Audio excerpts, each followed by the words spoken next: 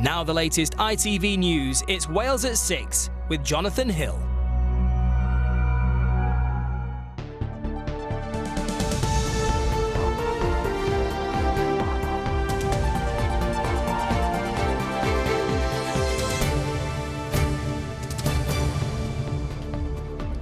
Tonight, in a special programme, we take an in-depth look at crucial issues for young voters as we edge ever closer to polling day.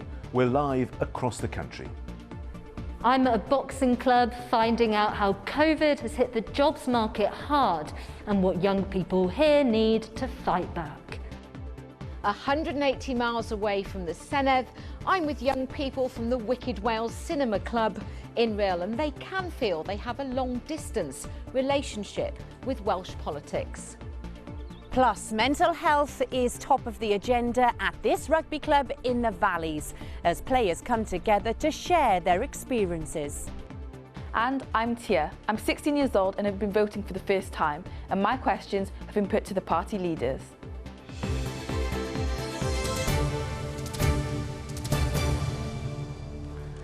Hello, good evening and welcome to a special Wales at 6. In a fortnight's time, it'll be the eve of Election Day. And as Wales decides, we'll be exploring issues important to many of us, from job security to healthcare. But tonight, with a very different approach. We're looking at all these things from the point of view of younger people who can vote for the first time on May the 6th. Well, to help our planning of this special programme, we called on the expertise of teenagers who've added their perspective to our production meetings and storytelling from across the country.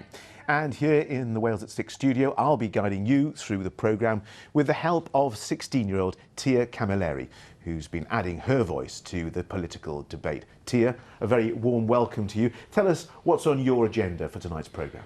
Well, hi John. So, like a lot of other young people, I'm in college and I've been interviewing and finding out what the main party leaders have to offer young people. We spoke about job opportunities and housing so that we don't have to leave Wales to live and work. OK, well, we'll get to that in a little later on, Tia, but thank you for the moment. First, our reporter Sean Jenkins on why young voters matter so much right now. The Senedd, the home of Welsh democracy. In 2 weeks' time, our votes will determine which politicians and parties get to enter its doors for the next 5 years. But this year's election is an historic one. For the very first time, 16 and 17-year-olds will get the opportunity to vote, giving around 65,000 new voters the chance to have their say on the next 60 members of the Senedd. But why do young votes matter? What will this mean for the result? And are the political parties doing enough to engage with these newly enfranchised young people? Here in Grangetown in Cardiff, Ishan, Saffron and Victor are all 17 years old and able to exercise their democratic right for the very first time. Are you going to vote in the election? Yes. Yes. Why? It is my democratic duty. It's not just my democratic right. I think especially as a woman, we took so long to get the right to vote, and then if we're not, we're doing a disservice to people like Emmeline Pankhurst and the suffragettes. And what would you say are the most important issues for you? Surely it has to be education and mental health. Poverty, and especially youth poverty, is really important because there's such prevalent issues in our society that shouldn't really have a place, but they do. But are the political parties taking young people seriously? Dr. Andy Mycock from the University of Huddersfield has been researching the potential impact of votes at 16 in Wales. There isn't that much evidence to say that they've extensively changed the way in which they're designing their policy platforms or in the way in which they're engaging. Young voters really could change the turnout. And if we think about the current polling around the Senedd elections, with three parties vying for power, a genuine open competition, I would suggest that it's absolutely vital that all the parties go out and make a concerted effort to engage with those young voters now. There are some who are still not convinced by the idea of votes at 16. But Ishan, Saffron and Victor are hoping others their age will prove the doubters wrong and make their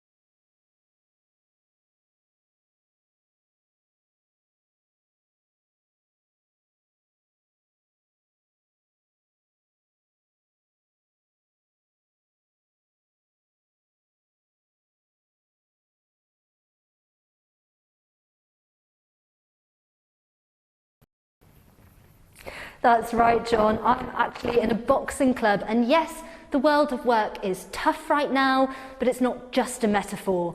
I'm in Tiger Bay Boxing Club, where they've been working with young people to put on a virtual jobs club. And I've got 3 members of the jobs club here, Shudda, Adnan and Nadilla. We'll be catching up with each of those in a minute. But first of all, each of those young people fall into the category of young people who've been particularly squeezed in the past year. Across the UK, 57% of the fall in employment that we've seen in the past year comes from 16 to 24-year-olds. And ethnicity plays a huge part too. 34% of black 16 to 24-year-olds are unemployed, and that's compared to 13% of their white counterparts. Now, Shudda, you're in your 2nd year of college. What do those figures mean to you? It does make me a bit anxious going into the world of work. However, I do believe that engaging in conversations like these is a step towards a change in that. And Adnan, you're in your 2nd year at uni. What do you think some of the challenges are for young people? So in addition to the pandemic, you have subconscious racial bias within employment recruitment teams, which is making it much harder for ethnic minorities to apply for jobs this year. Now, Nadilla, you're shortly to enter the world of work. What does it mean to you to know that it might be even harder for young people from minority ethnic backgrounds? Honestly, it terrifies me. I'm already afraid of going out into the world of employment, into the session, and this is just one more thing to add to the pile of stress. Now, we all know that the Senedd elections are coming up, and so I'd love to know from each of you, what is it that you'd like to see from the next Welsh Government to help you out in the world of work? It would be good to see more funding towards job opportunities for school leavers and people in the 16 to 21 age bracket. I'd like to see the government work together with employment to find ways in which we can make job applications more inclusive. I'd like to see an emphasis on paid internships, making them more accessible to students from lower socioeconomic backgrounds. Well, great ideas from all 3 of you, and thank you so much for sharing your stories with us.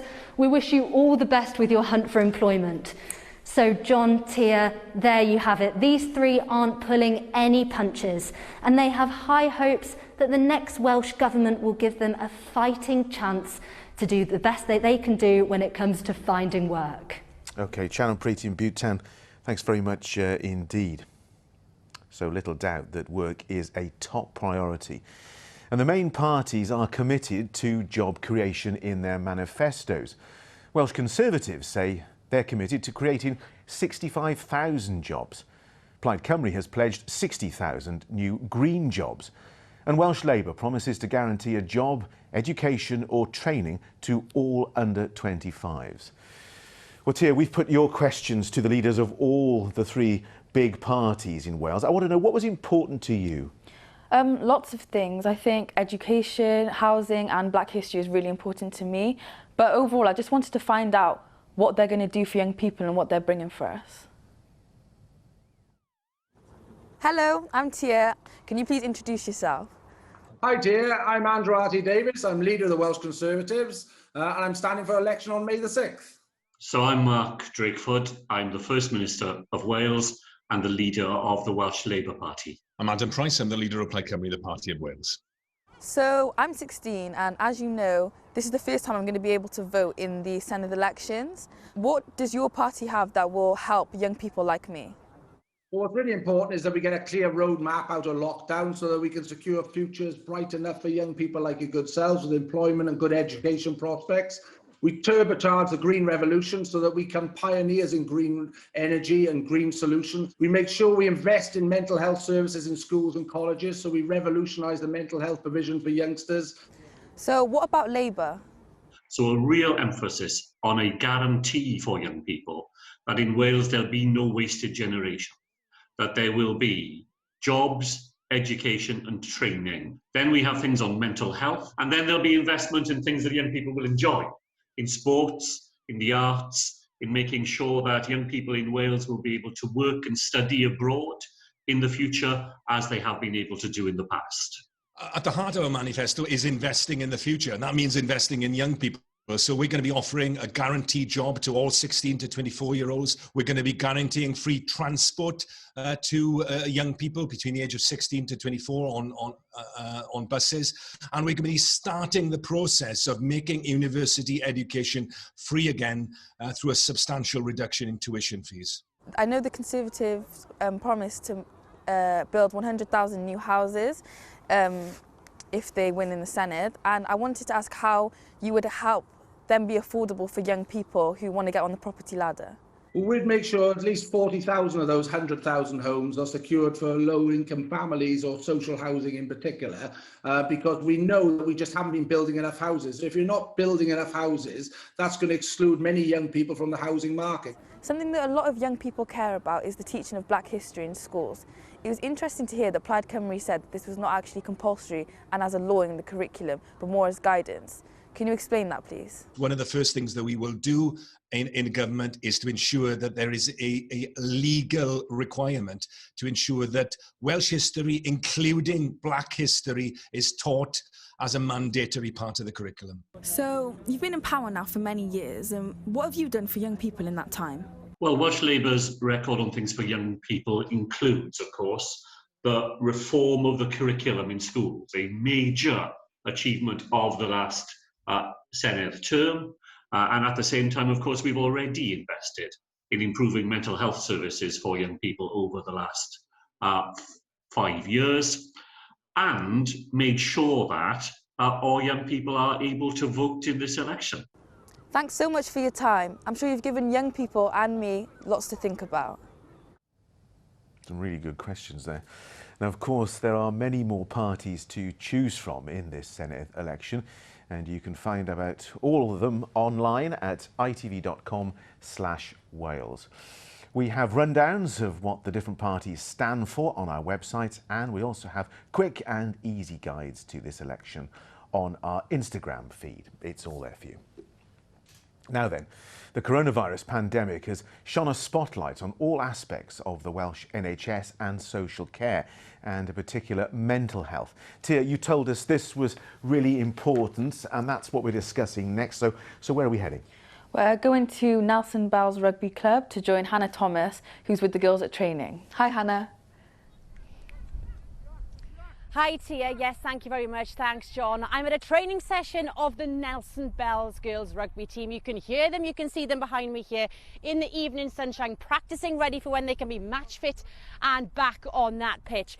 And mental health is a subject really close to their hearts, because just a couple of years ago, one of their most promising players disappeared after a night out, and she was discovered several days later. But the amazing legacy she's left is being able to get these girls to open up and have a conversation about mental health. And I'm joined by Lucy here. Lucy, this has been really important during the pandemic, hasn't it? Yeah, obviously with COVID and the circumstances with that, the club and the management have been hugely supporting us through the difficult times, making sure that we're having daily checkups, FaceTimes, quizzes, so keeping us all well. All on your toes, that sounds fantastic. Well, I've also got Molly here, who's going to talk to us a little bit about the politicians' views.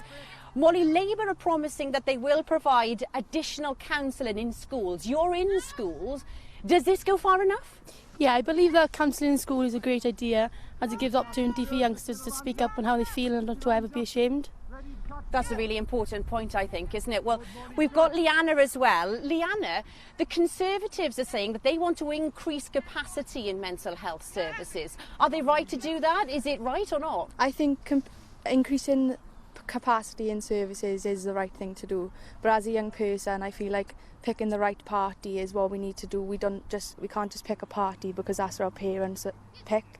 The party needs to give us reasons to pick them and do what the people need to help them. That's a very important point, isn't it? Well, I've got Tyler on the end. Tyler, Plaid Cymru are saying that they want to open up 14 youth wellbeing centres for young people. Will they work? I believe if they're done correctly, they will be successful, because the amount of youngsters, especially locally, that we all know, that are struggling and either embarrassed or ashamed to come up and speak about their mental health. I think bringing these centres in will give them the opportunity to speak up, share experiences and be able to speak up and be friends with other people who are suffering also. And you've had personal experience of that? Yeah, with myself, friends, family, it is a big problem, and I think bringing the support to it will give everyone the chance to overcome it. Absolutely. Well, there we go, John and Tia. The wind is very strong here in Nelson. I do apologise for that bit. But if you want to know a bit more about what the other parties are pledging on mental health and everything else this election, head to itv.com/Wales. OK, Hannah in Nelson, thank you very much indeed. So we've heard about what's important to young people in this election and what different parties have to offer. But if you're a first-time voter, what should you know about the ballot process on the day? Eugenia Taylor has been finding out how to vote. Charlotte is excited to vote for the first time. The 17-year-old from Barry wants to share that enthusiasm with her fellow pupils. So I sort of looked up what the Senedd is and does, almost all the devolved matters and the different voting system, because we use a different voting system in Wales with the electoral regions and your second vote. By encouraging her peers to understand their democratic right, she hopes to bring a range of voices to the ballot box, even helping one student to register. I sat down with her, she brought her national insurance number with her, and we just sat down and registered to vote one lunchtime over our meatballs. So what can we expect when it comes to election day? If you've registered, you'll have been sent one of these, a polling card, which will have your name, your details, and it will also tell you where to vote. Now, it's likely to be somewhere nearby, like a school or a community centre. On the day itself, you can bring this along with you, but it's not strictly necessary. Because of COVID, polling stations will look a little different. Plastic screens will be put up, and you're advised to bring your own pencil. But the pandemic hasn't curbed these teenagers' passion for voting. These young voters took part in a Senedd mock election. How did it feel to have your voice heard? It felt really nice. We know what we're talking about, and we're not just some stupid youth that just goes out like playing constantly. That we do think about serious issues within our communities. A newfound knowledge and a determination to make their votes count. Eugenia Taylor, ITV News. Well, once they're elected members of the Welsh Parliament, represent people in all corners of Wales. So we're heading 180 miles from the Senedd in a moment to join Carol Green and members of a cinema club in Rhyl. But first, let's see a film, appropriately enough, made by them on what's important in their own words. Hello, my name's Dolan. Hi, my name is Kyle Street. Hi, my name is Kira Lee Pollock. Hey, my name's William Jones. It is important to me to feel that I can move around safely. It is really important for us to have our opinion listened and have opportunities to speak up.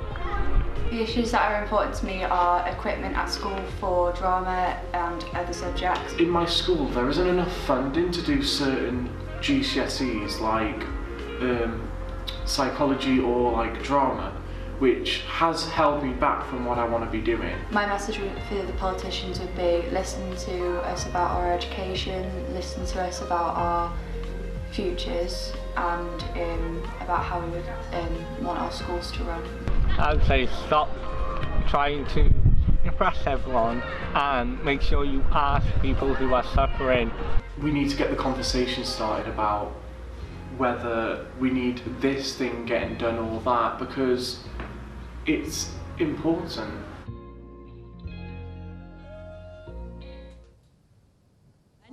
They want to bugger all for the late bulletin at 10:30. So they want to young people in the town for over 60 years.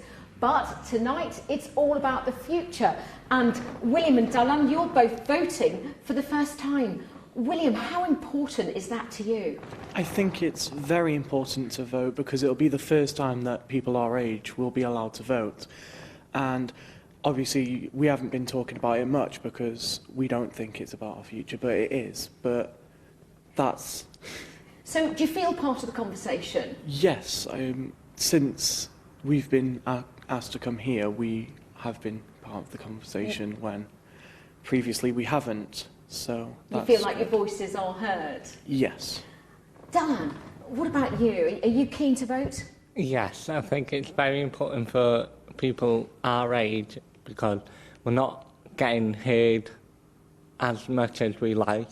And I think some people are not confident to speak up when they need to, especially like people in wheelchairs and people who have babies and pushchairs. There's not much accessibility around places for people like us, and I think people who's around us, they need to see from our perspective. And that's what you'd like to tell the politicians? Yeah, I think it's very important for them to get their head in our view and their eyes seen through our eyes as well. And do you feel part of the political conversation? I do now, because I think with us being able to vote, it will give us the opportunity and open more paths and doors for us to get our voices heard. But like when we were not allowed to vote, I think it was unfair. Are you excited? Yes, I'm very. What about you, William? Yeah, I think it's really important to vote and to talk about what part of the things we should be voting about. Like, say I've got autism, and I think for our future we should be voting for things that cater more towards showing light to these disabilities and causes, because not a lot of people know about these things. Brilliant, thank you both. Well, we may be a long way from Cardiff Bay, but everyone here is very keen to use their vote. Hearing you loud and clear. Carol, thank you very much indeed. Now, during our production meetings for this special programme, we were joined by young people who shared their priorities with us. And one subject came up time and time again. Tia. It was climate justice and climate action, John. So we asked Ruth to go and investigate the climate debate.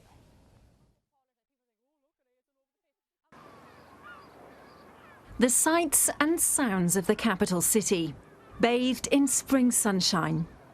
But it might not always be this way. Last year, Cardiff was named the UK's most at-risk city due to climate change, the 6th in the world. On a wall just a stone's throw from the city centre, a mural has appeared, a vision of Cardiff in the future underwater. Yasmin, you're 16 years old and climate change is something you're really passionate about. When you look at this image, this vision, how do you feel? I think that it's really important that there are pieces of art like this, because it demonstrates the pressing issue of climate change. As we know, Cardiff is projected to be underwater by 2050, and including this area is going to be completely flooded. And it's so important that people, especially young people, are aware of these issues. From the city to our seas, our impact on the environment is all too obvious. And these college students at Freshwater West in West Wales are determined to do their bit. I think when you grow up in a coastal area like this, you know, it's a national park, you know, it's gorgeous, and you kind of almost have this sense of responsibility to conserve it. I would like to see just a more positive approach, anything being projects or just everyday life, kind of considering sustainability first, rather than like an add-on. Yasmin, we've seen people getting involved there. Why is climate change such an issue, a big issue to you and your generation in particular? I think it's a huge issue to young people because we've currently seen how much the climate crisis is affecting other countries and communities across the world. We need politicians and policymakers to have much more ambitious ideas around solving the climate crisis. It seems the message from the next generation is clear then. We can't keep treading water. Either we change or our climate will change forever, and that could prove catastrophic. Ruth Dodsworth, ITV News, Cardiff. Well, if that's inspired you to get out and about, let's see if we'll have the weather for it. Kelsey's here with all the details.